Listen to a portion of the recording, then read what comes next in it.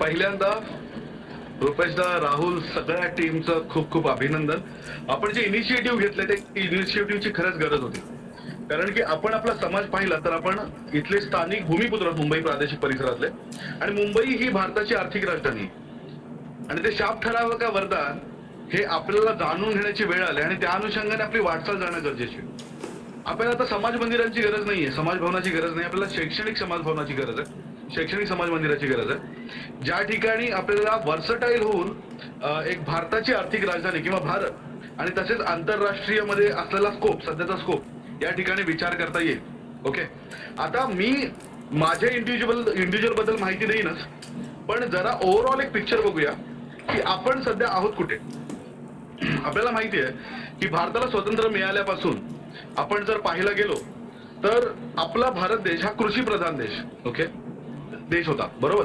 त्यावेळी जय जवान जय किसान ही घोषणा खूप गाजली, आणि इव्हेंच्युअली जेव्हा आपले वडील म्हणजे आपले आजोबा होते तो काळ होता कृषी प्रधान देशाचा. जेव्हा आपले वडील आले इंडस्ट्रीमध्ये तेव्हा बहुतेक ठिकाणी इंडस्ट्रियलायझेशनला सुरुवात झाली होती. म्हणजे उदाहरणार्थ आपल्याकडे नवरत्न महारत्न कंपनी झालेल्या, आणि त्या इंडस्ट्रियलायझेशन मध्ये झालं काय की polytechnic colleges, ITIs, engineering colleges अशा प्रकारच्या कोर्सेसचा प्रभाव आणि वाढ वाढली.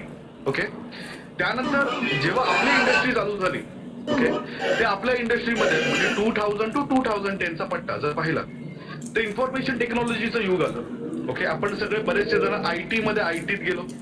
ओके, भारतामध्ये तशी पाहायला गेलो तर कॉम्प्युटर आर्किटेक्चर ही फील्ड नव्हती. सो कॉम्प्युटर आर्किटेक्चर ही फील्ड एक स्पेसिफिक कंडिशन्सला घ्यायला इलेक्ट्रॉनिक्स किंवा इलेक्ट्रॉनिक्स टेलिकम्युनिकेशन आलं. ओके, म्हणजे जेणेकरून micro controller, micro processor, board designing आणि सोबतच अँटिना कम्युनिकेशन्स ओके हे फील्ड आपल्याला इथं पाहायला मिळाले. आर्किटेक्चर नव्हतं म्हणून. मग सोबतच आपलं कॉम्प्युटर सायन्स वगैरे वगैरे बऱ्याच फील्ड आल्या. सो आपण बरेचसे जण इन्क्लुडिंग मी पण आयटी मध्ये केलंय. सो आपण आयटी मध्ये आलो आणि त्यावेळी रिसेशन सुरू झालं. ओके, आता जर तू 2021 मध्ये भारताची कंडिशन पाहशील तर आपण कोण आहोत, आपण एक नॉलेज बेस आणि नॉलेज इन्फ्रास्ट्रक्चर बेस कंट्री आहोत. म्हणजे काय, पूर्ण जगामध्ये पाहायला गेलं तर भारत, चायना, फिलिपिन्स, सिंगापोर, तसेच मलेशिया, इंडोनेशिया टिल व्हिएतनाम या मार्केटला आपण साऊथ एशियन किंवा एशिया पॅसिफिक मार्केट म्हणतो. ही मार्केट आता नॉलेज मार्केट झालंय. स्पष्ट म्हणायचं झालं तर या ठिकाणी लेबर कॉस्ट स्वस्त आहे, म्हणजे या ठिकाणी लेबर स्वस्तात मिळतो. सोबतच लेबरला लागणारा जो इन्फ्रास्ट्रक्चर आहे तो देखील स्वस्त आहे. त्यामुळे जगभरातले नॉलेज प्रोसेसेस किंवा बिझनेस प्रोसेसेस आपल्याकडे आउटसोर्स होतात. ओके, कारण कमी किमतीत मानवी संज्ञान मिळतं, सोबतच इन्फ्रास्ट्रक्चर पण स्वस्त आहे. त्यामुळे business processes, knowledge processes, science processes भारताकडे आउटसोर्स व्हायला लागले. ठीक आहे, आता माझं प्राथमिक शिक्षण म्हणायला गेलात तर कोकण एज्युकेशन सोसायटी येथे झालं, पनवेलमध्ये. तो प्रायमरी स्कूलचा मी विद्यार्थी. मला डिरेक्टली वडिलांनी पहिलीला टाकलं, मी बालवाडी वगैरे काही केलेलं नाही. ओके, 27 जून जन्मतारीख असताना तुम्हाला सगळ्यांना माहिती असेल की जूनच्या मुलं म्हणजे लहान नसली तरी पुढच्या वर्गात टाकतात. अशा प्रकारचा काय माझ्यावरती प्रयोग झाला. त्यामुळे माझ्या वर्गात मी सगळ्यात लहान. ओके, आणि डायरेक्ट पहिलीला टाकल्यामुळे सगळे शिक्षक ढ बोलायचे, अक्षरशः ढ, याला काहीच येत नाही, कारण की आई काढलीच नव्हती, माहितच नव्हतं. सो तुम्हाला सगळ्यांना आश्चर्य होईल, मला पहिलीला प्रमोट केलं होतं, वरपास केलं होतं मला. आपल्याकडे असतं ना काहीतरी वरपास नावाचं गोष्ट, ते केलं होतं मला. पण नंतर झालं असं की मी ढ मुलगा, माझे मित्रच कोणी बनत नाही. ओके, म्हणजे लिटरली पॅरेंट्स सांगायची की याच्यासोबत मैत्री नको, याला काही येत नाही, ढ आहे. त्यामुळे आई खूप चिडायची. वडील पोलीस खात्यात असल्यामुळे बऱ्याचदा घरी नसायचे. सो माझी प्राथमिक गुरु पाहायला गेला तर माझी आई होती. ओके, त्यामुळे मग पहिली, नंतर दुसरीला चांगला स्कोर मिळाला, तिसरीला चांगला स्कोर मिळाला, चौथीला कुठे 90% पलीकडे गेलो. ओके, आणि त्यावेळी कळालं की काहीतरी चौथीला स्कॉलरशिप नावाची एक्झाम असते. ओके, शिष्यवृत्ती आपली 4थी आणि 7वीची, तिला अपियर झालो, ती मिळवली. 5वीला माझं शिक्षण VK हायस्कूलला झालं. ओके, आता VK हायस्कूलचं शिक्षण म्हणायला गेलं तर ते अतिशय कठीण शिक्षण होतं माझ्यासाठी, कारण की एक जगातला नवीन पैलू तिथे पाहत होतो की कुठली तरी शाळा आहे ती फक्त मुलांची आहे. कळतंय की ज्याच्यामध्ये फक्त आणि फक्त अभ्यास करायचा आणि काही चुकलं तरी बेदम मार खायचा. म्हणजे आता शिक्षकांनी काय केलं तर बाबा लगेच कंप्लेंट वगैरे करतात. पण आमच्या वेळी तसं काही नव्हतं. अगदी मेणबत्तीचे थेंब हातावरती टाकायचे सर, कुठलाही अभ्यासक्रम राहिला, ओके, किंवा कुठल्याही प्रकारचा आम्हाला दिलेल्या असाइनमेंट त्यावेळेच्या, ओके, गृहपाठ राहिला की त्याच्या शिक्षा मिळायच्या आम्हाला. सो 10वी पर्यंतचा प्रवास माझा अगदी मराठी माध्यमात आणि ब्राह्मणी वेशात झाला. तर ब्राह्मणी वेशात का म्हणतोय मी स्पेसिफिकली, कारण की वर्गामध्ये बरेचसे ब्राह्मण मुलं होते, त्यामुळे अस्खळीत मराठी बोलणं हा एक मुद्दाच होता त्याच्या पाठी. 10वीला पोहोचलो. 10वी नंतर 11वीला जेव्हा आलो त्यावेळी बाबा मला अशा कॉलेजला जायचं होतं की ज्याला युनिफॉर्म नाहीये, आणि त्यावेळी एकच कॉलेज होतं ज्याला युनिफॉर्म नाहीये, ते म्हणजे आपलं जगप्रसिद्ध डोमाळा कॉलेज, एसी कॉलेज. सो त्या कॉलेजला मी गेलो. माझं 11वी 12वी हे एसी कॉलेजला झालं, पनवेल एसी कॉलेज. म्हणायला गेलात तर एसी कॉलेजमध्ये 2 प्रकारची मुलं बघायला भेटायची. एक तर खूप हुशार मधली मुलंच नव्हती, नाही तर अशी मुलं जी कॉलेजला जायची पण लेक्चर रूम पर्यंत पोहोचत नव्हती. ओके, म्हणजे काहीतरी बरेच अडथळे यायचे, त्याच्यामुळे लेक्चर रूम पर्यंत पोहोचत नव्हती. त्यामुळे 10वीला चांगला स्कोअर करणारा मी 11वीला एसी कॉलेजमध्ये असं रम्य दृश्य होतं, हिरवळ होती, ओके, छान कॉलेजेस होते, छान मुलं मित्र होते, ओके, आणि त्या अनुषंगाने लॅब देखील मोठ्या होत्या, प्रयोगशाळा खूप छान होत्या. त्यावेळी बरेच गुरु मला भेटले आणि त्यामुळे 11वीला आम्ही बोलतात ना मोजक्यात पास व्हायचं, त्या प्रकारच मी ही गोष्ट केली की 11वीला फक्त पास व्हायचं आणि 12वीचा अभ्यासक्रम चालू करायचा. जेव्हा 12वीला आलो त्यावेळी वडील पोलीस खात्यात असल्यामुळे जे माझे मित्र होते आजूबाजूचे ते त्यांनी तोडायला लावले सगळे, आणि अभ्यास आहे की अभ्यास करायचा. पण एक सगळ्यात महत्वाची गोष्ट मला 12वीला शिक्षणात मिळाली, ती म्हणजे ही मी तुम्हाला सांगायला आवडेल. आपण बघा ना, बरीच गोष्ट मनावर घेत नाही राहुल, आपण कधीच गोष्ट मनावर घेत नाही, आणि कुठली तरी घटना आपल्या आयुष्यात घडावी लागते, त्याच्याशिवाय गोष्टी आपल्याला कळत नाही. उदाहरणार्थ, वडील पोलीस, क्राईम, त्याच्यानंतर सीआयडी मध्ये, त्याच्यामुळे सगळ्या मुलांनी मला वरती चढवून ठेवलेलं, पोलिसाचा पोरगा अँड ऑल दॅट. पण जेव्हा 12वीला आलो त्यावेळी असेच माझे मित्र बसले होते 12वीचे, आणि विचारलं, अरे 12वी नंतर काय करणार आहेस? एकाला विचारलं, त्याचं नाव होतं प्रशांत, काय करणार आहेस? एक होता अमित, काय करणार आहेस? दोघं मस्त ते एसी कॉलेजला एक बोरावला होता शाहरुख, त्याचे उभे होते. बोलले, काय नाही रे प्रणित, वडिलांची कॉरी आहे, आता काय काहीतरी 4 वर्षाची डिग्री कंप्लीट करायची, कॉरी जॉईन करायची, आणि मग काय आयुष्यभर आराम, काय टेन्शन नाही. अमितला विचारलं, तू काय करणार आहेस?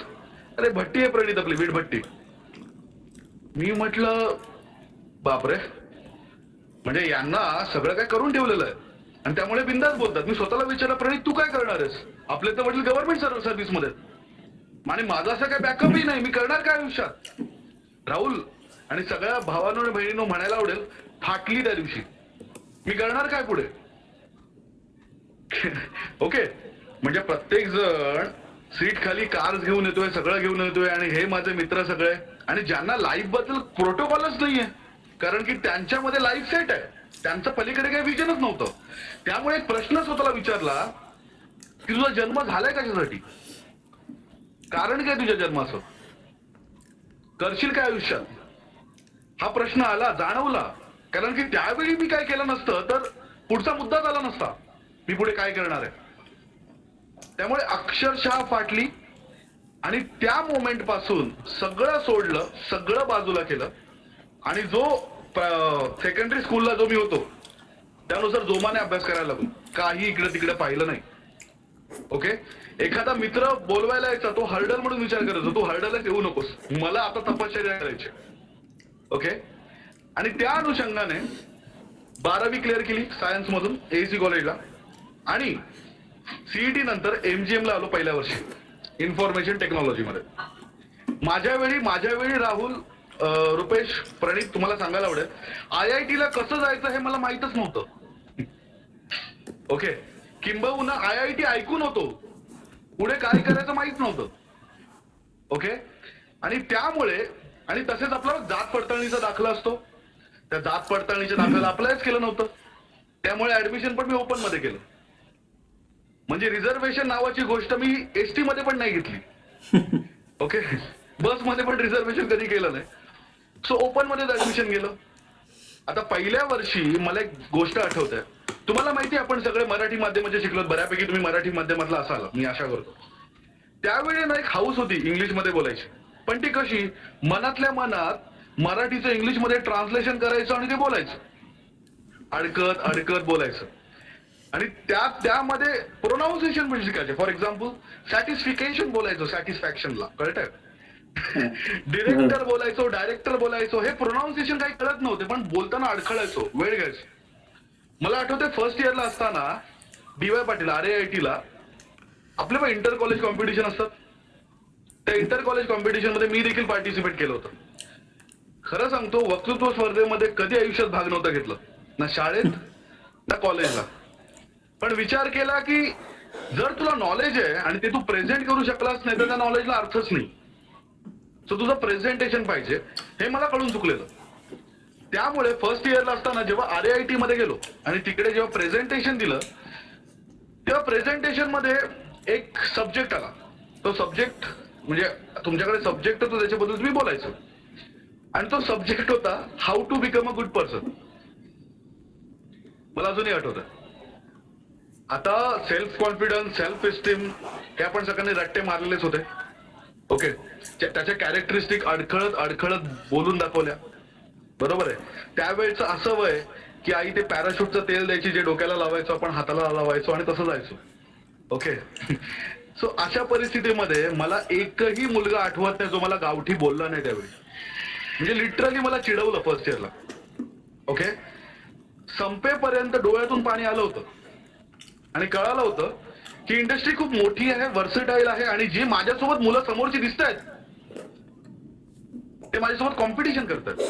ओके, सो दोन मुद्दे कळाले. कॉन्सन्ट्रेशन महत्वाचं नाही, कॉम्पिटिशन पण महत्वाची आहे, पण मी कॉम्पिटिशन कोणासोबत करतो हे देखील महत्वाचं आहे. म्हणजे तुला माहिती आहे, आता तुम्ही 10वी आणि 12वीच्या मुलांना जेव्हा गाईड कराल तेव्हा सगळ्यात महत्वाचे काय असतं, आपल्या प्रत्येकाची आकलन क्षमता वेगवेगळी आहे. म्हणजे आता मी रुपेशला एक पान वाचायला दिलं आणि मी एक तेच पान वाचायला घेतलं.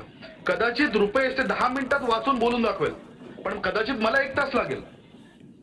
याचा अर्थ काय, ते समजायला आणि बोलायला मला जास्त वेळ लागला, पण रुपेशला 10 मिनिटात लागली. उदाहरणार्थ म्हणजे तुला एक उदाहरण साधा देतो. मी फेरारी नाहीये पण मी मारुती 800 आहे, हे मांडणं गरजेचं आहे. ओके, असं नाही की फरारी वेगळी आणि मारुती 800 वेगळी, दोघांमध्ये मी फरक नाही करत आहे. मी फरक याच्यासाठी बोलतोय की फेरारी रेस ट्रॅकवर चांगली आहे आणि मारुती 800 पनवेल-उरणच्या रस्त्यावर चांगली, ते फेरारी नाही चांगली. ओके, सो प्रत्येकासाठी योग्य इन्फ्रास्ट्रक्चर पाहिजे आणि आपण मान्य करायला पाहिजे स्वतःची खोटं न बोलता की मी मारुती 800 आहे का फेरारी आहे. ओके, त्यावेळी मी स्वतःला सांगितलं मी मारुती 800 आहे. कळालं? म्हणजे जर मला पाण्यात छान पोहता येते तर मी रस्त्यावर धावू का? मी पाण्यात पोहण्याच्या मध्ये करिअर करेन ना. कळतंय? म्हणून मी म्हणतो मी फेरारी म्हणून कोणाला ग्रेटनेस नाही देते, मी फक्त सांगतोय की आपण आपल्याला विचारलं पाहिजे की माझी आकलन क्षमता किती आणि त्यानुसार डिसिजन घेणं गरजेचं आहे. नाही तर तुला माहिती आहे की आता कोणाला विचारलं तू प्रश्न कराल की IIT मध्ये जायची, सगळे बोलतील हो, तुझ्यामध्ये पोटेन्शियल आहे, सगळे बोलतील हो, बरोबर आहे. आणि आई वडील पण बोलतील अरे पाठवा इंजिनिअरिंगला, काही फरक पडत नाही. ओके, नंतर पहिल्याच वर्षी मुलाला कळतं की बाबा हे माझ्या बसचं काम नाही, हे दुसऱ्या वर्षी मी परत वेगळ्या स्ट्रीमला जातो. असं बऱ्याचदा होतं, फ्रस्ट्रेशन मध्ये जातो. ओके, आता याच अनुषंगाने मी माझी स्टोरी सांगतो. फर्स्ट इयरला असताना जेव्हा मला माझे प्रोफेसर्स होते ते मला बुक्स घेऊन यायचे आपले, आणि ते बुक कडे ढुंकून पण बघत नव्हते. सो एकदाच मला डॉक्टर राजेंद्र पाटील म्हणून होते, त्यांनीही असं केलं, लेक्चरला बुक कडे पाहिलंच नाही आणि आम्हाला शिकवायला लागले. ओके, सब्जेक्ट होता डिजिटल इलेक्ट्रॉनिक्स आणि सेकंडरी सब्जेक्ट होता प्लॅनिंग. आणि तो शिकत असताना, आणि मॅथ्स 2 M2 आपला, तो शिकत असताना मी विचारलं तुम्ही बुक्स कडे पण बघत नाहीये. त्यांनी मला उत्तर असं दिलं, अरे 1983 ला सिलेबस हा फॉर्म झालाय, मी त्यावेळी ग्रॅज्युएट झालो, आता मी तुला ते शिकवतोय, आजपर्यंत सिलेबस चेंजच नाही झालाय. त्याच्यामुळे प्रत्येक पेज याचा मला पाठ आहे. त्यावेळी एक गोष्ट कळाली की हो रे, इकडे अप्लाइड एज्युकेशन आलं नाहीये. उदाहरणार्थ राहुल, रुपेश, ज्योती, तुम्ही सगळे, प्रणित, ओके, तुम्ही सगळे ज्या इंडस्ट्रीमध्ये ग्रॅज्युएशन तुम्ही केलं, तुम्ही त्या इंडस्ट्रीमध्ये लगेच जॉब मिळवलात नाही. तुम्हाला पर्टिक्युलर कोर्सेस घ्यावे लागले किंवा तुम्हाला एक्सपिरियन्स घ्यावा लागला. कारण की भारतामध्ये फ्रेशर असणं हा शाप आहे. त्याला अप्लाइड नॉलेज आहे की नाही हे पाहिलं जात नाही. ओके, त्यामुळे माझ्याकडे मुद्दा काय आला की अप्लाइड एज्युकेशन या एज्युकेशन सिस्टीम मध्ये नाहीये. त्यावेळी सेकंड इयरला आलो, त्यावेळी कळालं अप्लाइड एज्युकेशन आणि अप्लाइड नॉलेज नसेल तर आपण बनवूया. बरोबर आहे, लॅबचा ऍक्सेस होता. त्यामुळे तेव्हा कळालं की रिव्ह्यू पेपर आणि रिसर्च पेपर किंवा रिसर्च आर्टिकल नावाची काहीतरी गोष्ट असते. आधी काहीच माहित नव्हतं. सो रिव्ह्यू पेपर म्हणजे काय, उदाहरणार्थ राहुलनी कुठला तरी पेपर लिहिलाय, कुठल्या तरी शोधावरती स्वतःच इंडिपेंडंट राईटअप लिहिलंय, आर्टिकल लिहिलंय. ओके, ते मी समजणं, शिकणं, माझी अंडरस्टँडिंग डेव्हलप करणं आणि त्याच्यावरती रिव्ह्यू आर्टिकल लिहिणं. ओके, इथून सुरुवात झाली माझं सायंटिफिक पेपर लिहायला. कळालं? म्हणजे असे बरेचसे प्रोफेसर्स होते किंवा टीचर्स होते, ते हेच करायचे. आपली एज्युकेशन सिस्टीम कशी आहे माहितीये, म्हणजे राहुल आणि मी समजा दोघं प्रोफेसर असू, बरोबर आहे, तर मी इंटरनॅशनल कॉन्फरन्स नाव देणार आणि त्यामध्ये राहुल पेपर रिलीज करणार. आणि माझ्या वेळी राहुल इंटरनॅशनल कॉन्फरन्स स्पॉन्सर करणार आणि मी पेपर रिलीज करणार. हे असं चालतं भारतामध्ये आणि माझ्या वेळी तरी असंच चालायचं. पण रिव्ह्यू पेपर लिहित असताना एक गोष्ट मला समजली की साहित्यिक फक्त कला क्षेत्रात नसतात, साहित्यिक विज्ञान क्षेत्रात देखील असतात. सो तू तुझं इंडिपेंडंट नॉलेज, तू तुझी इंडिपेंडंट माहिती स्वतः समजून शिकून जेव्हा मांडतोस एका आर्टिक्युलेट फॉर्मॅटमध्ये, तेव्हा रिव्ह्यू पेपरची सांगड होते आणि त्यानुसार तुझा दृष्टिकोन जातो की बाबा मी पेपर लिहू शकतो. त्यामुळे मला तुम्हाला सगळ्यांना विनंती असेल की आपल्या समाजातली मुलं मुली, स्थानिक भूमिपुत्रांमधली मुलं मुली यांना एखादा रिसर्च पेपर किंवा एखादा सायंटिफिक पेपर किंवा इंजिनिअरिंग पेपर याचा फॉर्मॅट या वयात कळावा. कारण की आपल्याकडे अजूनही अप्लाइड शिक्षण संस्था नाहीये. अप्लाइड शिक्षण संस्था म्हणजे मी परत सांगेन की जे मी शिकलो ते मी ग्रॅज्युएशन झाल्या मी ते इंडस्ट्रीमध्ये अप्लाय करतोय, हे होत नाही. Okay, so they must understand the format of scientific paper, research paper. Then that paper will be in engineering, that paper will be a financial paper, that paper can be a art paper, that can be any paper. Okay, त्यांना कळायला पाहिजे की title कसं द्यायचं, ऍब्स्ट्रॅक्ट कसा लिहायचा, diagram कशा काढायच्या, बॅकग्राऊंड स्टडी कसे द्यायचं, कन्क्लुजन कसं द्यायचं, रेफरन्सेस कसे द्यायचे, हे त्यांना या वयात कळालं तर ते त्यांचा रिझ्यूमे, ओके, किंवा त्यांचं करिक्युलम विटा आहे हे मजबूत बनू शकतात आणि याची खूप गरज आहे. हे मला सेकंड इयरला कळालं आणि सेकंड इयर पासूनच मी रिव्ह्यू पेपर आणि अनुषंगाने पुढचे रिसर्च पेपर लिहायला सुरुवात केली. कळलं? तिसऱ्या वर्षाला आलो तेव्हा मी क्लिअर झालो होतो पुढे जाताना की बाबा ही अप्लाइड एज्युकेशन सिस्टीम आहे आणि या अप्लाइड एज्युकेशन सिस्टीम मध्ये मला तेच नाही रटायचंय जे माझे प्रोफेसर्स रटत आले. ओके, मग त्यावेळी विचार केला की मग काय करायचं, पुढचं एज्युकेशन कशात घ्यायचं, कसं घ्यायचं. त्यावेळी पाटील सर असतील किंवा आपले रानडे सर असतील यांच्यासोबत चर्चा करत असताना मला एक गोष्ट कळाली की मला अशा शैक्षणिक संस्थांची गरज आहे ज्या ठिकाणी मला अप्लाइड एज्युकेशन मिळेल. आणि जर ते अप्लाइड एज्युकेशन मिळवलं तर सगळ्यात महत्वाची गोष्ट माझ्यासोबत काय होईल की ज्या गोष्टींमध्ये माझा सध्या इंटरेस्ट आहे, ओके, त्या इंटरेस्टमध्ये जी गोष्ट इंटरेस्ट आहे म्हणून मी त्याच्यामध्ये माझी स्किल डेव्हलप करू शकेन. ओके, मी आत्ताच तुम्हाला एक गोष्ट क्लिअर करतो. आयुष्यात क्लिअर करायचं झालं, टॅलेंट नावाची गोष्ट काही नसते. अगदी तुम्ही 10वी-12वीच्या मुलाला विचाराल ना, त्याला जे तेवढं नॉलेज असतं तेव्हा त्यावेळेचं जेवढं त्यांनी वाचलंय किंवा ऐकलंय किंवा अनुभव केलाय त्यामध्ये त्याला कशात तरी इंटरेस्ट असतो. ओके, म्हणजे मी आता राहुल तुला विचारलं की अमुक खेळ तुला तर आवडेल का खेळायला, तू बोलशील अरे मला त्या खेळाबद्दल माहितीच नाहीये. कदाचित मी कॉन्फिडन्सनी बोललो बाबा राहुल तुला खेळायला आवडेल, तू बोलशील हो, पण मी तुला खेळाबद्दल माहितीच दिलेली नाही. करेक्ट. सो जेवढं मी वाचलंय, जेवढा अनुभव घेतलाय, इन्फॉर्मेशन आणि एक्सपिरियन्स नुसार माझी जनरल व्हॅल्यू एस्टॅब्लिश होते. त्याच्यामुळे मला माझ्या कुठल्या करिअरमध्ये इंटरेस्ट घ्यायचा आहे, इंटरेस्ट मिळवतोय हे मी वाचलेल्या गोष्टींवरच मला कळेल की मला हे करायला आवडतं. ओके, त्या अनुषंगाने मी ठरवलं सगळ्यांशी बोलून की मला अशा देशात जायचंय ज्या ठिकाणी मला अप्लाइड नॉलेज मिळेल. ओके, ज्या ठिकाणी मी जे शिकेन ते मी इम्प्लिमेंट करेन. मग त्यावेळी खूप सारे ऑप्शन आले. काही बोलले युकेला जा, काही बोलले जर्मनीला जा, काही बोलले जपानला जा, काही बरेच कॅनडाला जा, ऑस्ट्रेलियाला जा, अमेरिकेला जा. आता या सगळ्यांमध्ये मी अमेरिकेला जायचा कसा विचार केला हे मी तुम्हाला सांगतो. आता युरोपमधला जर्मनी हा देश आहे, याची जी बेसिक किंवा आधारित लँग्वेज आहे ही जर्मन आहे. याचा अर्थ मला जर्मन शिकणं गरजेचं होतं. ओके, त्याच्यामुळे एक ऍडिटिव्ह, ठीक आहे. मराठी माध्यमात शिकून 11वी-12वीला आगरी माध्यमात शिकून ते कॉलेजला आणि इकडे आलो तर हे विदर्भ घाट्यांचं माध्यम होतं. Okay, MGM college. Okay, so त्या ठिकाणी शिकणं थोडंसं वेगळं जात होतं. त्याच्यामध्ये नवीन भाषा काहीतरी शिकणं म्हणून मला स्वतःला कन्फ्युजन मध्ये टाकायचं नव्हतं. युनायटेड किंगडम, इंग्लंड हा अतिशय छोटा देश आहे. तिकडेच त्यांना स्वतःला जॉब मिळत नाही, ते मला जॉब काय देणार एवढ्याशा छोट्या देशामध्ये, मी कुठे अपॉर्च्युनिटी पाहणार.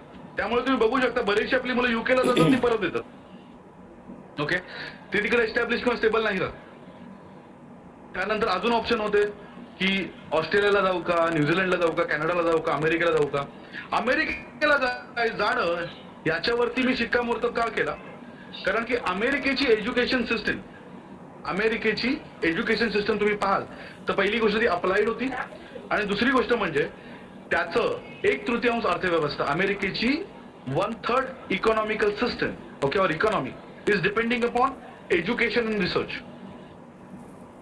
अमेरिकेची 1/3 अर्थव्यवस्था ही शिक्षण आणि रिसर्च, संशोधन याच्यावरच अवलंबून आहे. आणि पुढची गोष्ट म्हणजे मोर दॅन 3000 युनिव्हर्सिटीज, 3000 पेक्षा जास्त युनिव्हर्सिटीज. त्यामुळे एक गोष्ट क्लिअर झाली होती की मला अमेरिकेत जायचं. आता अमेरिकेमध्ये माझं कोण नव्हतं, म्हणजे दूरवर कोण नव्हतं, काही माहित नव्हतं.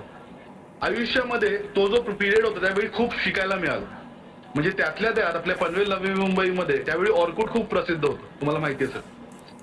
सो ऑर्कुटच्या काळात त्यातल्या त्यात त्यावेळी काही होते मित्र झालेले अमेरिकेतले. ते म्हणाले की प्रणित ये ना, आपण सगळं बघून घेऊ, इथे सगळं छान पाहू, काही प्रॉब्लेम नाहीये. ओके, मला माहितीही दिली त्यांनी थोडीफार की इथे राहता येईल तुला, तिथे राहता येईल. ओके, त्या अनुषंगाने मी प्रिपरेशन करायला लागलो. आता जेव्हा तुम्ही इथे आपण जेव्हा बॅचलर्स करतो, राहुल सगळ्यांना मला सांगायला आवडेल, इथे जेव्हा आपण बॅचलर्स करतो त्याला ग्रॅज्युएशन नाही म्हणत. जागतिक स्तरावरती त्याला अंडर ग्रॅज्युएशन म्हणतात किंवा अंडर ग्रॅड म्हणतात. ओके, एखादा स्टुडंट जेव्हा ग्रॅज्युएशन कम्प्लीट करतो जनरली त्यांनी मास्टर्स केलं. ओके, अशा प्रकारची एस्टॅब्लिशमेंट जगभरात असते. पण आपल्याकडे मास्टर्सला पोस्ट ग्रॅज्युएशन म्हणतात. ओके, आणि अमेरिकेमध्ये मास्टर्स केलं म्हणजे तू ग्रॅज्युएट झालास. ओके, हे मी तुला ठराविक सांगतो, अगदी जसं तसं नाहीये, पण मोर ऑर लेस अशी ख्याती आहे. ओके, आता अमेरिकेत जाण्यासाठी तुला वेगवेगळे मार्ग आहेत शिकायला. पहिली गोष्ट, तुम्हाला MBA करायचं झालं तर तुम्हाला GMAT एक्झाम द्यावी लागते. आणि जर तुम्ही शिकलेल्या क्रेडिट्स मध्ये तुम्हाला पोस्ट ग्रॅज्युएशन किंवा ऍडिशनल क्रेडिट्स किंवा मास्टर्स करायचं झालं तर तुम्हाला GRE एक्झाम द्यावी लागते. ओके, GRE एक्झामचा फुल फॉर्म आहे ग्रॅज्युएट रेकॉर्ड एक्झाम. ओके, आता ग्रॅज्युएट रेकॉर्ड एक्झाम म्हणजे एक प्रकारे आपली CET ची एक्झाम. ओके, ज्यामध्ये तुला 2 प्रकारचे पेपर असतात. एक असतं वर्बल आणि दुसरं असतं क्वांटिटेटिव्ह, त्याला आपण क्वांट्स म्हणतो. आता क्वांटिटेटिव्ह म्हणजे काय, बेसिकली आपण डिग्री करून काय शिकलो रे, सगळ्यांनी काय मिळवलं की आपल्यापर्यंत अनालिटिकल झाला, खूप फ्रस्ट्रेट झाला, एवढे सारे सब्जेक्ट होते, केटीज होते, काही काहींना ड्रॉप लागले. ओके, तो प्रेशर होता. सो आपल्याला काय कळालं, डोक्याला काय कळालं, जुगाड, मी जुगाड कसा करू. सो आपली अनालिटिकल पॉवर ही त्या पद्धतीने वाढली होती. सो राहुल, मी सगळ्यांना ज्योती तुम्हाला पाहतो, मी काय म्हणून पाहतो की तुम्ही एक छान अनालिस्ट आहात. ओके, आणि अनालिस्ट आहात म्हणून हा इनिशिएटिव्ह तुम्ही करता, इन्क्लुडिंग ग्रुपेश, एव्हरीवन. ओके, आता अमेरिकेमध्ये जेव्हा तुम्ही ग्रॅज्युएट रेकॉर्ड एक्झाम देता, आता माझ्या वेळी ती 1600 मार्काची होती, आता ती एक्झाम 340 मार्काची. ओके, वर्बल आणि क्वांटिटेटिव्ह असे 2 पेपर्स असतात. यामध्ये पर्सेंटाईल पाहिला जातो, पर्सेंटेज नाही. म्हणजे किती लवकर तुम्ही करेक्ट आन्सर देताय आणि जास्तीत जास्त आन्सर देताय, या अनुषंगाने तुम्हाला मार्क्स दिले जातात आताच्या वेळी. आता एक गोष्ट मला लक्षात आली होती की इन्फॉर्मेशन टेक्नॉलॉजी मध्ये पुढे जात असताना मला स्पेसिफिक IT डिराईव्ह राहायचं नव्हतं. ओके, माझा इंटरेस्ट हा ऍस्ट्रॉनॉटिक्स आणि स्पेस एक्सप्लोरेशन मध्ये वाढत चालला होता. का तर अमेरिकेमध्ये कमर्शियल स्पेस एजन्सी चालू झाल्या होत्या. आत्ताचं जग तुम्ही सगळ्यांनी पाहिलं तर त्या जगाला म्हटलं जातं स्पेस डिमॉक्रेटायझेशन. मराठीमध्ये बोलायला गेलो तर अवकाशाचं लोकशाहीकरण. ओके, अवकाशाच्या लोकशाहीकरणामध्ये हे जे अवकाश आहे, हे स्पेस आहे, हे सगळ्यांसाठी खुलं झालंय आता. हे फक्त नासा किंवा युरोपियन स्पेस एजन्सी किंवा ISRO, Japanese space agency, Canadian space agency एवढ्या पुरतं मर्यादित राहिलं नाहीये. हे सगळ्यांसाठी खुलं झालंय. ओके, अगदी शाळेतली स्कूल कॉलेजेस मधली मुलं आज क्यूब सॅटेलाइट्स, ओके, किंवा साऊंडिंग रॉकेट्स या अनुषंगाने त्या इंटरनॅशनल स्पेस स्टेशन जी आपली लॅबोरेटरी आहे, प्रयोगशाळा आहे, जी पृथ्वीभोवती फिरते, ओके, त्याच्या नॉलेजचं, त्यांचं नवीन नॉलेज तयार करण्यासाठी अप्लाय करतात, त्याच्यापासून ऍप्लिकेशन बनवतात. म्हणून मी तुम्हाला पुन्हा पुन्हा सांगेन की आपल्या मुलांना रिव्ह्यू पेपर पासून रिसर्च पेपर पर्यंत लिहिणं, त्याचं फॉर्मॅट समजणं हे अत्यंत गरजेचं आहे. कारण आंतरराष्ट्रीय स्टडीज मध्ये हे आजकाल कॉमन झालंय, खूप कॉमन झालंय. ओके, दुसरा मुद्दा, आता ऍस्ट्रॉनॉटिक्स मध्ये असताना म्हणजे मी एक्झॅक्टली कुठलं एज्युकेशन केलं आणि माझं प्रोफाईल काय आहे, तर माझं प्रोफाईल, मी एक सायंटिस्ट ऍस्ट्रॉनॉट कॅन्डिडेट आहे, म्हणजे मी एक प्रोफेशनल ऍस्ट्रॉनॉट कॅन्डिडेट आहे. ओके, माझी पात्रता किंवा माझे जे क्रेडिट्स आहेत, ओके, त्यानुसार जे सुटेबल मिशन असतात, जे सुटेबल प्रोजेक्ट असतात, त्या ठिकाणी मी अप्लाय करतो आणि माझ्या निरनिराळ्या पोझिशन मी तिथे घेतो. म्हणजे उदाहरणार्थ एखादा नासाचा प्रोजेक्ट असेल, म्हणजे last time Mars dessert research station होतं, त्या मार्स डिझर्ट रिसर्च स्टेशन मध्ये मी त्या क्रूचा एक्सो होतो, म्हणजे एक्झिक्युटिव्ह ऑफिसर होतो. त्या ठिकाणी नासाचा एक प्रोजेक्ट होता, नासाचा एक प्रोजेक्ट स्टडी होता, तो म्हणजे सायकोमोटर विजिलन्स. मंगळावरती गेल्यानंतर आपली डिसिजन मेकिंग कशी राहते आणि त्याच्यानुसार टास्क कसे बनवतात याचं ह्युमन स्पेस एक्सप्लोरेशनच्या अंडर वायलीज लॅब मध्ये, नासा रिसर्च सेंटरची एक लॅब आहे, त्याला म्हणतात वायलीज लॅब. ओके, सो तो प्रोजेक्ट मी त्या मिशन मध्ये कम्प्लीट केला, जेणेकरून नासा आणि त्याच्यासोबत असणारी कॉन्ट्रॅक्टिंग कंपनी यांना माझ्याकडनं डेटा मिळाला जे मंगळावर राहण्याच्या संदर्भात होतं. कळलं? याचा अर्थ मी फक्त नासाच्याच प्रोजेक्टवर काम करू शकतो का? नाही. मी युरोपियन स्पेस एजन्सीला पण अप्लाय करू शकतो, मी कॅनेडियन स्पेस एजन्सीला पण अप्लाय करू शकतो, मी पुढे इस्रोला पण अप्लाय करू शकतो, डिपेंडिंग अपॉन माझी पात्रता. ओके, तर माझी पात्रता काय आहे याच्याबद्दल मी सांगतो. मी अमेरिकेमध्ये Embry Riddle Aeronautical University, okay, अमेरिकेतली अशी युनिव्हर्सिटी जिने जास्तीत जास्त ऍस्ट्रॉनॉट जगाला दिले, ही university Embry Riddle Aeronautical University. इथून स्पेस मिशन मध्ये 3 एज्युकेशनल क्रेडिट्स घेतलेत. ओके, माझ्या पोस्ट ग्रॅज्युएशन मध्ये 3 एज्युकेशनल क्रेडिट्स घेतलेत, स्पेस ऑपरेशन मध्ये आणि स्पेस मिशन मध्ये. ओके, तसेच स्पेस मिशन डिझाईन हा कोर्स मी देखील केला. तसेच Southern Aeromedical Institute, okay, Southern Aeromedical Institute ही फ्लोरिडा मधली इन्स्टिट्यूट आहे, तिथून मी ऍडव्हान्स चेंबर प्रोग्राम कम्प्लीट केला. अजून एक मी कोर्स कम्प्लीट केला, तो म्हणजे जी कोर्स. ओके, सो अशाच प्रकारच्या मार्क 4 आणि मार्क 5 इंट्रा व्हेहिक्युलर स्पेससूट मध्ये मी ट्रेनिंग घेतलंय. मी एक्स्ट्रा व्हेहिक्युलर स्पेससूट मध्ये अजूनही ट्रेनिंग घेतलेली नाहीये. ओके, मला घ्यायला अजून वेळ. आमच्या कॅन्डिडेट्स मध्ये सगळ्यात लहानपैकी मी एक आहे, त्याच्यामुळे मला वेळ आहे आणि ते मी करेन. आता मी परत मूळ मुद्द्याकडे येतो. अवकाशाचं लोकशाहीकरण हे या युगाचं नाव आहे, ज्या ठिकाणी अवकाश सगळ्यांसाठी ओपन झालेला आहे. याचं अजून एक उदाहरण तुम्हाला द्यायला मला आवडेल की आता आपण एअरपोर्टसाठी आपल्या दिबाबाबांचं नाव लागावं यासाठी आपल्या अस्मितेच्या मुद्द्यावरती सगळे रस्त्यावर आलो होतो. त्याच अनुषंगाने मला तुम्हाला सांगायला आवडेल की ठिकठिकाणी लवकरच स्पेस पोर्ट सुद्धा येतं. ओके, सो पहिलं स्पेस पोर्ट ऑलरेडी बनायला सुरुवात झालेली आहे. ते स्पेस पोर्ट टेक्सास मधील ग्रीनफील्ड सिटी मध्ये बनतं. ओके, सो स्पेस पोर्ट हा मुद्दा आला कारण की आपलं वातावरणाचा अभ्यास करणं, तसेच space tourism, okay, space tourism ही इंडस्ट्री मोठी होत चालली आहे. ओके, याचं एक्सपोजर घेणं यासाठी स्पेस पोर्टची संकल्पना आली आणि ते बनवायला सुरुवात देखील झालेली आहे. ओके, आता काही स्पेसिफिक मुद्द्यावर मी येतो. अवकाशात जाणं खूप सोपं झालंय. याचं सगळ्यात महत्वाचं कारण म्हणजे रियुजेबिलिटी. पूर्वी आपण अवकाशात एखादं यान पाठवायचो, म्हणजे इस्रोचे PSLV किंवा GSLV असते, ओके, किंवा ड्रॅगन F9 असतील नासाचे, किंवा युरोपियन स्पेस एजन्सीचे फॅल्कन 9 असेल. पूर्वी काय व्हायचं की मी एखादा यान किंवा एखादा व्हेइकल लॉन्च केला की मला पुन्हा ते वापरण्यासाठी किंवा एखादा व्हेइकल वापरण्यासाठी जवळजवळ मला $40,000 पर पाऊंड खर्च यायचा. किती? $40,000 पर पाऊंड खर्च यायचा. आता तोच खर्च रियुजेबिलिटीमुळे $1,000 पेक्षा कमी पर पाऊंड व्हायला लागला. कारण मी तोच यान पुन्हा पुन्हा वापरतो, माझं फक्त फ्युएल जातं. कळालं? हा. सो रियुजेबिलिटी प्रॅक्टिकली पण करायला लागलोय. ओके. आणि रियुजेबिलिटीचे खूप सारे उदाहरणं तुम्ही आता नियर फ्युचर मध्ये पाहाल. त्याच्यामुळे अवकाशात जाणं तितकंसं सोपं झालंय. दुसरं म्हणजे काय, आपण सामान्य जीवनात काय म्हणतो, time is money, right? Time is money. तसंच अवकाशाच्या बिझनेसमध्ये मास इज मनी. जेवढं जास्त वजन असेल पेलोडला तेवढंच जास्त तुम्हाला इंधनाला खर्च करावा लागतो. ओके, तेवढंच जास्त तुम्हाला इंधनाला खर्च करावा लागतो.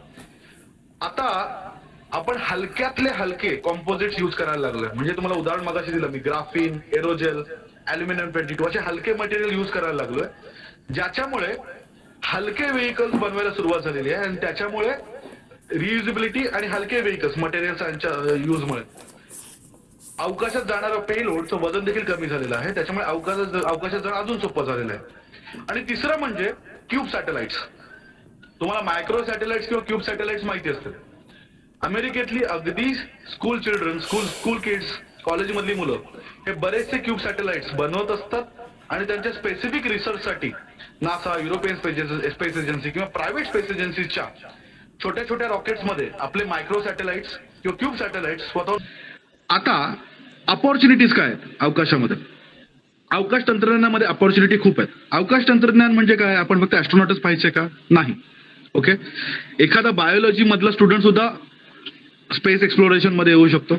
कारण ऍस्ट्रोबायोलॉजी हा खूप मोठा डिपार्टमेंट आहे. मला तुम्हाला सांगायला आवडेल, टार्डिग्रेड नावाचा एक सूक्ष्म जीव आहे.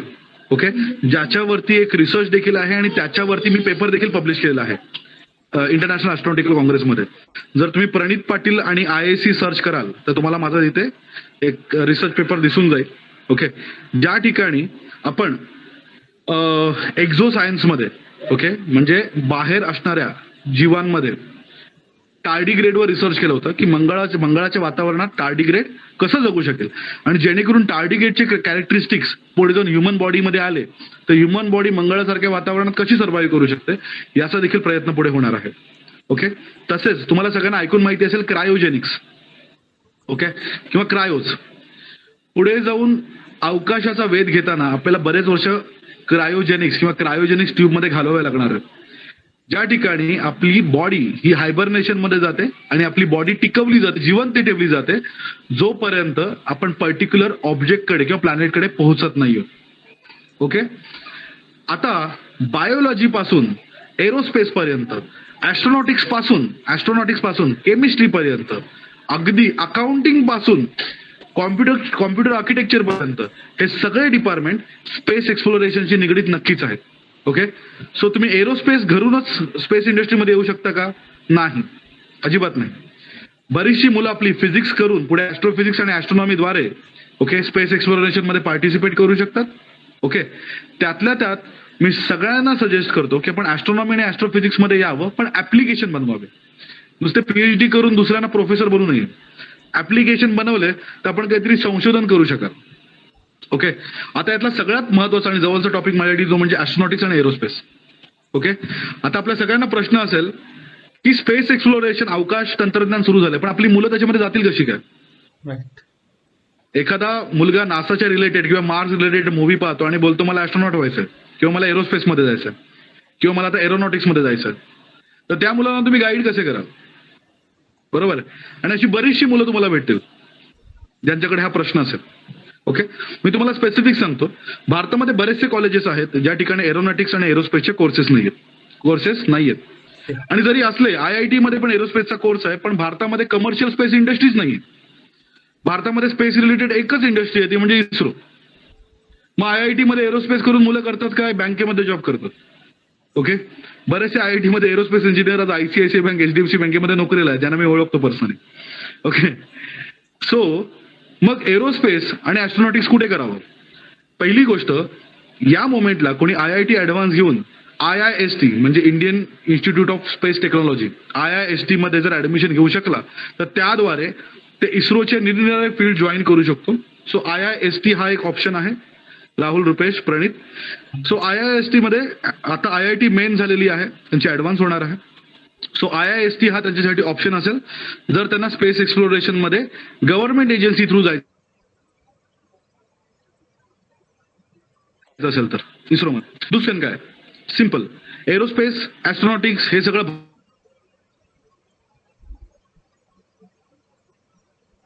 करून GRE घेऊन तुम्ही मास्टर्स इन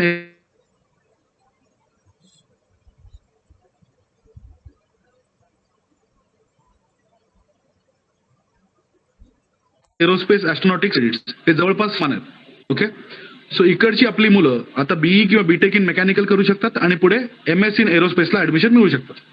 मग एरोनॉटिक्सला जावं का एरोस्पेसला जावं? ओके, अगदी सोपं उत्तर आहे.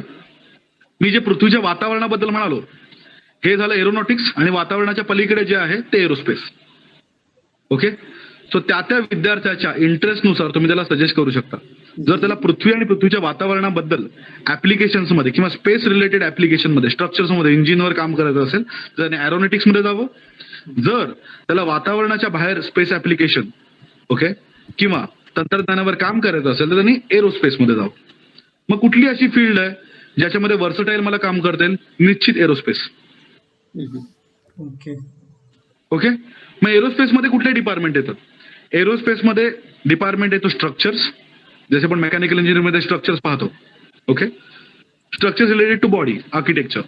ओके, दुसरे डिपार्टमेंट आहे प्रपल्शन सिस्टम्स म्हणजे इंजिन्स. ओके, आणि तिसरं डिपार्टमेंट आहे air system. Air system is related to automation. हे जे मायक्रो कंट्रोलर्स आताच्या इंडस्ट्रीमध्ये बनतात they are related to air systems. Okay, म्हणजे तुमची जी इलेक्ट्रॉनिक्स आणि टेलिकम्युनिकेशनची तुमची डिग्री आहे ज्याच्यामध्ये तुम्ही कॉम्प्युटर आर्किटेक्चर करता, स्पेसिफिक बोर्ड बनवता, हे एअर सिस्टीम मध्ये लागतात. ओके, सोप्या भाषेत सांगायचं तर ऑटोमेशन करणं, स्पेस इंडस्ट्रीमध्ये ऑटोमेशन करणं is nothing but air system और space system. Okay clear? So ज्यांना एरोस्पेस मध्ये एअर सिस्टीम मध्ये जायचंय, जे इलेक्ट्रॉनिक्स टेलिकम्युनिकेशनचं बॅकग्राऊंड घेऊन आलेत ते एअर सिस्टीम मध्ये जाऊ शकतात. क्लिअर? ओके, आता महत्वाचा मुद्दा, मी माझ्या फील्ड बद्दल सांगितलं. आता जरा माझ्या बाजूच्या फील्ड बद्दल सांगतो, ते म्हणजे कॉम्प्युटर सायन्स. ओके, आपली बरीचशी मुलं आहेत, म्हणजे जवळपास म्हणायला गेलो तर 60-70% मुलं ही कॉम्प्युटर डोक्यात इंटरेस्ट घेऊन येतात. राईट. ओके, कारण की त्यांनी जे काय वाचलंय ते कॉम्प्युटरच्या रिलेटेड असतं. 10वी-12वीची मुलं पहिले आता विचार करतात मला हॅकर बनायचं. कळालं? बरोबर ना, मला हॅकर बनायचं, मी तिचा फेसबुक अकाउंट हॅक करणार. करेक्ट? ते खूप चालतं. करेक्ट, या मुलांना हेच कळतं. सो याचा अर्थ काय, ते करू पण शकतील कारण की त्यांचा इंटरेस्ट आहे त्याच्यामध्ये आणि ते एन्जॉय करतात. करेक्ट? आता या मुलांना या नॉलेज इंडस्ट्रीमध्ये अमेरिकेत जॉब आहेत का? खूप सारे जॉब आहेत. सध्या खूप मोठी इंडस्ट्री आहे ती म्हणजे डेटा सायन्स. ओके, तुम्हाला माहिती असेल की सध्या म्हटलं जातं data is a new oil. Okay, जर तुम्ही मला एका शब्दात विचाराल की माझी जी पुढची पिढी आहे त्यांनी कुठे पटापट जागा घ्याव्या तर ते डेटा सायन्स मध्ये घ्याव्या. पटापट. ओके, ज्या ठिकाणी पोझिशन आणि पैसा खूप आहे. ओके, स्पेस एक्सप्लोरेशन वाले कोण? म्हणजे ज्यांना बघ ना ते UPSC वाले असतात, काही झालं तरी मला तेच करायचं, मला एरोस्पेस मध्येच जायचंय, मला काही झालं तरी एरोस्पेस मध्येच जायचंय. झोपता उठता काही करता एरोस्पेसच डोक्यात आहे. स्पेस स्पेस स्पेस, त्यांनीच एरोस्पेस मध्ये जावं. म्हणजे मगाशी सांगितलं ना, ज्याची आकलन क्षमता आहे, ओके, ज्याच्या आकलन क्षमतेवरती तो एन्जॉय करू शकतो, ज्याला अनालिटिकल पॉवर आहे, ज्याचा गणित चांगला आहे, त्यांनी एरोस्पेस इंडस्ट्रीमध्ये जरूर यावं. वेलकम. ओके, पण ज्याला डेटा मॅनेजमेंट खूप आवडतं, ज्याला डेटा मॅनेजमेंट प्लॅन आहे, डेटा मॅनेजमेंट प्लॅन नुसार तो विचार करू शकतो की मला काहीतरी करायचंय, म्हणजे उदाहरणार्थ प्रणित आणि अजून कोण कोण आहेत आपले भाऊ? विकी कल्पेश दा आहे, सगळे आहेत, विकी आहे. तुम्ही आता कॉम्प्युटर बॅकग्राऊंडची मुलं आहात, बरोबर आहे? आणि कदाचित तुम्ही ती वेबसाईट तुमच्या मदतीने बनले, बरोबर आहे? राईट. त्यांना काय काय चॅलेंजेस येतात ते तुम्ही नोट डाऊन करा, प्लीज नोट डाऊन करा. पहिली गोष्ट आपला कुठलाही लहान भाऊ आणि बहीण 12वी नंतर अमेरिकेत शिकायला जाणार नाही. तो मास्टर्सलाच अमेरिकेत जाईल. आता तुमचा प्रश्न पाहिजे का बॅचलर्सला का नाही जाणार? बरोबर ना? राईट. करेक्ट. अरे प्रणित विचार प्रश्न. हो दादा बरोबर आहे. तोच प्रश्न. हा, बॅचलर्सला का नाही जाणार? तो मास्टर्सला का जाईल? करेक्ट. आता पहिली गोष्ट, बॅचलर्सला किंवा 12वी नंतर आपण जास्त मॅच्युअर नसतो. ओके. तसेच अमेरिकेमध्ये जी मुलं जातात 90% मुलं परत येत नाही, तिथे जातात. याचं कारण असं आहे की अमेरिकेला फ्रीडम खूप जास्त आहे. ओके. राईट. माझ्यासारखे काही मूर्ख आहेत जे येतात, ओके, जग बदलावायला निघालेले. तो मी येऊन जाऊन करतोय सध्या. आणि माझी बायको मला आता पण विचारते की का, बट याचा आन्सर मला माहिती आहे म्हणून मी आहे. ओके. आणि दुसरं एक कारण आहे जे मी तुम्हाला आता लगेच सांगेन. अमेरिकेमध्ये मास्टर्स करायला जावं याचं प्रामुख्याने कारण म्हणजे अमेरिकेमध्ये जर तुम्ही मास्टर केलं तर तुम्हाला अमेरिकेचा जो वर्क परमिट आहे, ज्याला आपण H1B व्हिसा मिळतो, स्पेसिफिकली ऐका, H1B व्हिसा म्हणजे अमेरिकेचं वर्क परमिट. या वर्क परमिट मध्ये 2 कॅटेगरी असतात, कॅटेगरी ए आणि कॅटेगरी बी. त्यातली कॅटेगरी ए ही अशा मुलांसाठी आहे ज्यांनी मास्टर्स किंवा डॉक्टरल PhD अमेरिकेत केले. ओके. शक्यतो अशी मुलं ज्यांना लॉटरी सिस्टीम मध्ये जायची गरज नसते, म्हणजे ऍप्लिकेशनच 20,000 येतात जॉबसाठी, जॉब वर्क परमिटसाठी, आणि सीट पण 20,000 असतात. म्हणजे कॅटेगरीमध्ये 20,000 सीट आहेत आणि 20,000 जवळपास ऍप्लिकेशन येतात. मग ते लॉटरीमध्ये जात नाही, सगळ्यांना मिळून जातो. म्हणून मास्टरसाठी जावं. दुसरं कारण म्हणजे अशामुळे आपण इथं कर्ज काढून जातो, तिकडे जॉब मिळाला तर कॅलिफोर्निया, न्यूयॉर्क आणि न्यू जर्सी या ठिकाणच्या लेबर लॉज नुसार तुम्हाला पहिला पगार कमीत कमी $95,000 वर्षाला देणं गरजेचं आहे. तर रुपयामध्ये कॅल्क्युलेट करा. ओके. सो कॅलिफोर्निया, न्यूयॉर्क आणि न्यू जर्सी याच्यामध्ये टॅक्सेशन पण खूप जास्त आहे. त्यामुळे इथे तुम्हाला पहिला पॅकेज हा $95,000 द्यावाच लागतो, तरच तुम्हाला ते हायर करू शकतात. अमेरिकन्स लोक भारतीय लोकांना खूप हुशार समजतात, ज्याच्यामध्ये पोटेन्शियल आहे आणि ब्रिलियन्स आहे. ओके. कारण व्हिसा प्रोसेस खूप कठीण असते. तू इथपर्यंत पोहोचलास म्हणजे तू खूप हुशार आहेस, तू एलियनच. ओके. म्हणून तिकडे आपल्याला बुद्धिमानी समजतात आणि $95,000 बऱ्याच जणांना मिळाला. ओके. मीही साऊथ सॅन फ्रान्सिस्को मध्ये राहतो, त्या अनुषंगाने ओळखून जावा. ठीक आहे. सो न्यूयॉर्क, न्यू जर्सी आणि कॅलिफोर्निया याच्यामध्ये मिनिमम पे स्केल, मिनिमम भत्ता हा $95,000 आहे. मग बाकीच्या राज्यांमध्ये $60,000 आहे. ओके. क्लिअर. पहिली गोष्ट सांगितली, मास्टर्ससाठी जावं. का जावं तर व्हिसा कॅटेगरी ए मध्ये मास्टर्स आणि PhD केल्याने चान्स असते. कॅटेगरी बी पण आहे, कॅटेगरी बी किंवा कॅटेगरी 2 याच्यामध्ये त्यावेळी 40,000 सीट असू शकतात, 70,000 सीट असू शकतात, पण ऍप्लिकेशन येतात 8-10 लाख. कळालं. मग ते लॉटरी प्रोसेस मध्ये जातात. सो राहुल, जेव्हा समज तू मास्टर्स केलंस अमेरिकेमध्ये तर तू कॅटेगरी 1 मध्ये पण अप्लाय करतोस आणि कॅटेगरी 2 मध्ये पण अप्लाय करू शकतोस. तर कॅटेगरी 1 मध्ये जवळजवळ मिळतच. ओके. हा पहिला मुद्दा क्लिअर झाला. दुसरा मुद्दा, अमेरिकेत जाताना तू जेव्हा GRE एक्झाम देतोस, बरोबर आहे, GRE एक्झाम म्हणजे CET आपल्यासारखी. ओके. वर्बल आणि कॉन्स देऊन तू जेव्हा GRE एक्झाम देतोस त्याच्यासोबत अजून एक एक्झाम असते, ती म्हणजे TOEFL, test of English as a foreign language, म्हणजे TOEFL. ओके. ब्रिटिश कंट्रीज मध्ये IELTS असते, अमेरिकेमध्ये TOEFL लागते.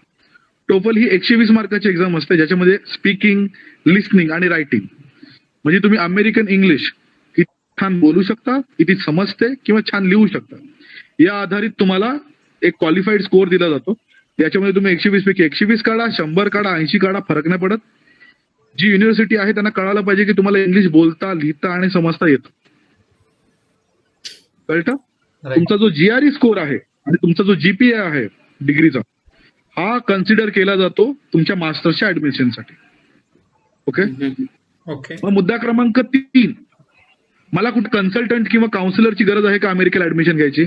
अजिबात नाही, अजिबात नाही. एक वेबसाईट आहे, त्याचं नाव आहे QS world grade. QS world, Q for queen, okay, S for Shirvane, QS world grade. त्या QS वर्ल्ड ग्रेड ही ऑथेंटिक साईट आहे. या साईट मध्ये समज मला कॉम्प्युटर आर्किटेक्चरला जायचं, करेक्ट. सो मी या साईट मध्ये कॉम्प्युटर आर्किटेक्चर टाकेन, माझं GRE स्कोर टाकेन आणि मला प्रिफरन्स नुसार मला कॉलेजेसची लिस्ट येईल, युनिव्हर्सिटीची लिस्ट येईल. अमेरिकेमध्ये पब्लिक युनिव्हर्सिटी आहेत आणि प्रायव्हेट युनिव्हर्सिटी आहेत.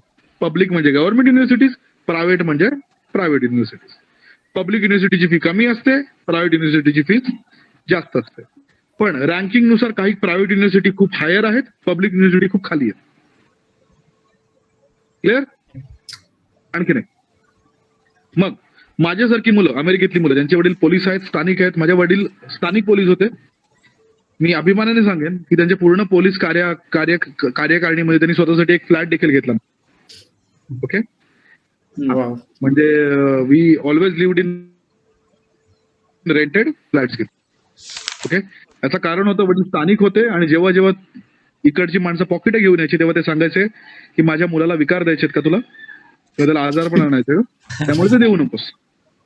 आणि दुसरी गोष्ट, पप्पा स्थानिक असल्यामुळे आपल्या माणसांना वाचवायचे.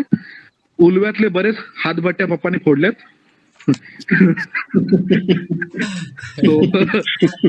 म्हणजे मला अजूनही आठवत आहे की आपला तो गणेशपुरीवरनं शॉर्टकट आहे बघा, तिकडून असे वडील आलेले आणि तुमच्या त्या डोंगराकडे धावत गेलेले पोलिसांना घेऊन, आणि दुसऱ्या दिवशी त्यांना PC मिळून त्यांना घरी पण आणलं होतं, पाठवलं पण होतं. ओके. तो एक पोलीस इन्स्पेक्टर होते वाघ म्हणून. ओके. हो. हा, तुम्हाला माहिती असतं वाघ. सो पप्पा आणि वाघ एकत्र कार्यरत होते त्यावेळी. नंतर पप्पा CID लागले. ओके. ओके. म्हणण्याचा मुद्दा असा आहे की एक लक्षात घ्या, वडिलांसाठी केलं. आता तुम्ही ज्या मुलांना सांगाल त्या मुलांना सांगा तुझं नॉलेज आणि इंटरेस्ट नुसार तू तुझं करिअर बनव. तुझ्या आजूबाजूला बघू नको की तुझा बाप किती मोठा आमदार आहे का, पंचायत समिती अध्यक्ष आहे, किती कॉर आहेत, मी किती काय, फरक नाही पडत. ओके. कारण की आपल्याला आपल्या गल्लीच्या पलीकडे कोण कुत्रा विचारत नाही. बरोबर. तो महत्वाचा मुद्दा काय असेल की तुम्ही तुमचा करिअर बघा. ओके. तुम्ही इंटरनॅशनल प्लॅटफॉर्मवर आहे. ओके. आता पुढचा मुद्दा, मी मास्टर्स क्लिअर केलं, कोणत्या प्रकारचा विजा लागतो. आता QS वर्ल्ड ग्रेड मध्ये तेव्हा तुम्हाला युनिव्हर्सिटी मिळाली, QS I take only 10 minutes. Okay. आम्ही 10 मिनिटात संपवतो, मुलं झोपतायत ना म्हणून. Okay, sorry. So QS world grade मध्ये तुम्हाला युनिव्हर्सिटीची लिस्ट मिळाली, ठीक आहे, रँकिंग पण कळालं आणि मला फीस पण कळाली. आता प्रणित प्रश्न काय असेल माझ्याकडे की अरे फीस तर 30 लाख आहे, 40 लाख आहे, 80 लाख आहे, काही ठिकाणी 20 लाख आहे. बरोबर. मग मी जाऊ कसं? ओके. माझ्याकडे फंड्स नाहीये. तो पहिली गोष्ट, जर माझ्याकडे चांगला GRE स्कोअर आहे आणि माझा GPA चांगला आहे तर मी स्कॉलरशिपला अप्लाय करू शकतो. ओके. 1% पासून 100% डिपेंडिंग अपॉन माय स्कोर मला स्कॉलरशिप मिळू शकतो माझ्या ट्युशन. कळालं? सो स्कॉलरशिप 2 प्रकारच्या स्कॉलरशिप असतात. एक असते जनरल स्कॉलरशिप, दुसरी असते लेगसी स्कॉलरशिप. जनरल स्कॉलरशिप ही तुम्ही कोणी अप्लाय करू शकता. लेगसी स्कॉलरशिप म्हणजे काय, मी प्रणित पाटील आहे, ओके, मग तू प्रतीक पाटील आहे, ज्या अनुषंगाने मी दाखवू शकतो की तू माझा भाऊ आहेस आणि तू पण एम्ब्री रिडल मध्ये गेलास. सो माझा नातेवाईक म्हणून तुला लेगसी स्कॉलरशिप मिळू शकते. त्याच्यामध्ये जवळजवळ $5,000 फी तुझी वाचू शकते. ओके. ओके. ओके. म्हणजे थोडक्यात कोणीतरी रेप्युटेड पर्सन पाहिजे तिकडे. एक रेप्युटेड पर्सन ज्यांनी तिथे कोर्सेस कम्प्लीट केले, अल्युमनाय तिथला, नात्यातला किंवा ज्याच्या रेफरन्सने इथे मुलगा चालला. राईट. ओके. आणि याच्यासोबत मग तिकडे राहण्याचं काय. ओके. अमेरिकेमध्ये कॅलिफोर्निया, न्यूयॉर्क, न्यू जर्सी ही खूप महागडी राज्य आहेत. ओके. त्यातल्या त्यात आपण जी मुलं आहोत जेव्हा तिथे मास्टर करायला जातो, त्या मास्टर्स करत असताना आपल्याला ऑन कॅम्पस जॉब ऑपॉर्च्युनिटी मिळतात. म्हणजे आपण आपल्या युनिव्हर्सिटीच्या कॅम्पसमध्ये जॉब करू शकतो. मग आपण आठवड्यातनं 20 तास जॉब करू शकतो. ओके. त्या जॉबमध्ये एक असिस्टंटशिप असू शकते, म्हणजे मी माझ्या लॅबोरेटरीमध्ये काम करतोय, लायब्ररीमध्ये काम करतोय, फ्रंट डेस्क, हॉस्टेलच्या डेस्कवरती मी काम करतोय. ओके, यातला सगळ्यात प्रीमियम जॉब म्हणजे टीए, टीचिंग असिस्टंटशिप. ओके, माझं गणित चांगलं होतं, माझं मॅथ चांगलं होतं, म्हणून मी मॅथ शिकवायचो. टीचिंग असिस्टंटशिप तुम्हाला मिळाली तर तुम्हाला जवळजवळ बघायला गेलं तर 20 ते 23 मिळाली तर बेस्ट. ओके, आता प्रोसेस असते काय, जीआर आणि टोहल आणि याच्यानंतर तुम्ही ज्या युनिव्हर्सिटीला अप्लाय करताय त्या युनिव्हर्सिटीमध्ये तुम्हाला कोणत्याही काउन्सिलर कन्सल्टंटची गरज नाही. तिकडे एक डिपार्टमेंट असतो, तो डिपार्टमेंट म्हणजे ऍडमिशन डिरेक्टरेट किंवा ऍडमिशनचाच एक डिरेक्टर असतो किंवा एनरोलमेंटचा एक डिरेक्टर असतो. तुम्हाला त्या युनिव्हर्सिटीला येईल करायचं आहे विथ तुमचा जीआरई स्कोर. ओके, ही माणसं स्वतः तुमच्यासाठी स्कॉलरशिप फॉर्म भरतात. हीच माणसं तुमचं ऑनलाईन ऍप्लिकेशन फॉर्म देखील भरून घेतात. कळालं? तिथे तुम्हाला कुठल्याही वशिला किंवा आमदार खासदाराच्या पत्राची गरज नसते. ओके, किंवा तिथे कास्ट सर्टिफिकेट पण चालत नाही. ओके, तिथे फक्त आणि फक्त आपलं कॉन्फिडन्स. आपलं कॉम्प्युटिंग चालतं, आपला स्कोर चालतो. क्लिअर आहात? राईट. एक गोष्ट नक्की चालते ते म्हणजे रेकमेंडेशन लेटर. रेकमेंडेशन लेटर म्हणजे उदाहरणार्थ मी तुम्हाला ओळखतो तर मी प्रणित, तू मास्टर्सला जात असेल तर मी तुझ्यासाठी एक लेटर देईन. ओके, मी तुला ओळखतो आणि तू चांगल्या फॅमिलीचा आहेस, सोबतच तू आधीच्या कॉलेजमध्ये ज्या ठिकाणी होतास तिकडे रेकमेंडेशन लेटर घेऊ शकतोस. Which okay. तिसरी गोष्ट म्हणजे एसओपी लागते, स्टेटमेंट ऑफ पर्पज. उदाहरणार्थ ज्योती तिथे ऍडमिशन घेते कॉम्प्युटर आर्किटेक्चरसाठी, MSc in computer architecture. So ती स्टेटमेंट ऑफ पर्पज मध्ये लिहिते की ऍक्च्युली काय पर्पज साठी ती अमेरिकेत चालली आणि का त्या स्कूलला आणि का तोच कोर्स करायचा.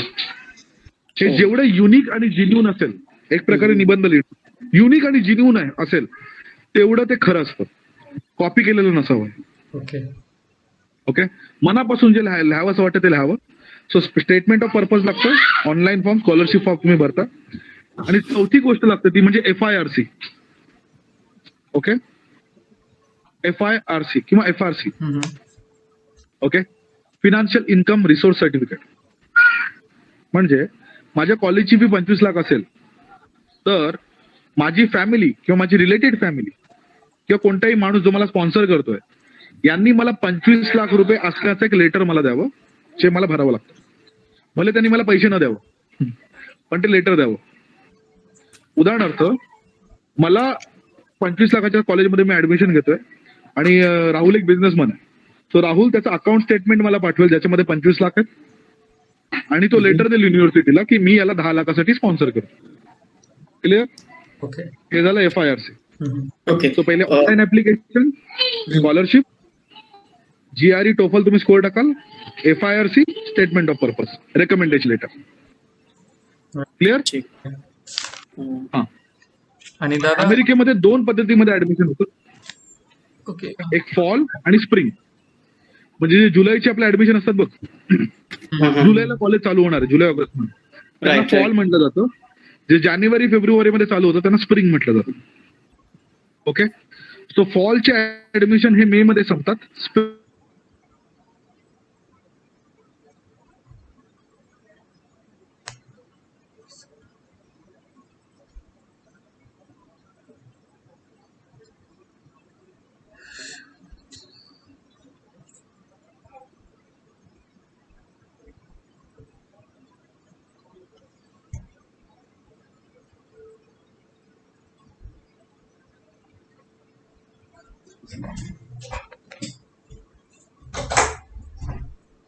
की पुढच्या 2 आठवड्यात GRE द्यावी, GRE दिली की पुढच्या आठवड्यात लगेच टोफल द्यावी.